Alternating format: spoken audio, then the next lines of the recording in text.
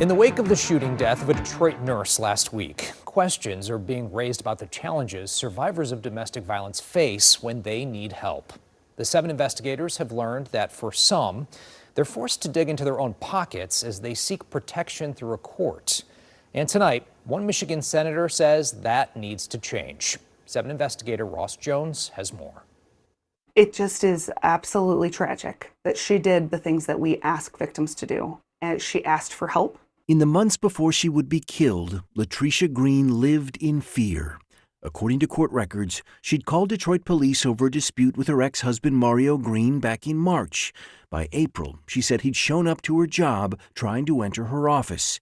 In June, Green had called her job and threatened her colleague, she wrote. And by July, she told the judge he'd broken into her car, cutting up her clothes and shoes. You can hear in her writing, she's overwhelmed. She's stressed, and she's scared. Her July application for a PPO, her second in less than 2 months, was only approved after she told the judge that Green had followed her, trying to turn his car into mine. I feel that the system has now let me down each time that I have tried to make reports on this man, she wrote. I'm asking for help before this goes too far and things are too late. Well, the judge approved the PPO against Mario Green. He would never see it. Detroit police say it was never served. Tonight, advocates of domestic violence survivors say this case demonstrates a serious gap in how Michigan protects those who live in fear. Under Michigan law, it's up to an alleged victim to make sure that a PPO is served on the person they're afraid of. They can choose an adult, maybe a family member or friend, to serve the order, but that comes with risks. They've asked for protection from that person for a reason. They know that they're dangerous, and they know what they're capable of. They can try to serve the person through a certified letter, but that relies on the accused agreeing to sign a piece of paper proving they were served. The third option that advocates say is best is having law enforcement or a process server serve the PPO.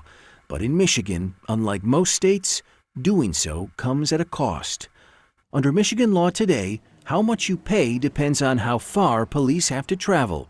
The Wayne County Sheriff's Office has a fee schedule. The price could be as low as $28 or as high as nearly $100. In Macomb County, prices start at $60 and can reach as high as $79. In Oakland County, PPO service ranges from $26 to about $82. It's an access to justice issue. We don't want victims who have fled their home to be forced to bear the costs. Monica Player is with the Battered Women's Justice Project, which keeps track of how protective orders are served nationwide. By charging for PPOs to be served, she says, Michigan is out of line with most states. The fact is we know that people are struggling financially right now.